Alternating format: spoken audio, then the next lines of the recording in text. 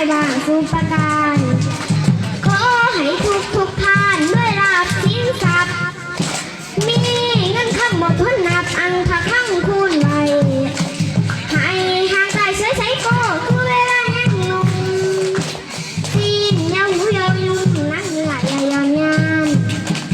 ให้สำนันเจริญเรื่อยความงามปานชิดสีให้ใจทรงเดือนเสมอแก้วเรียนแยง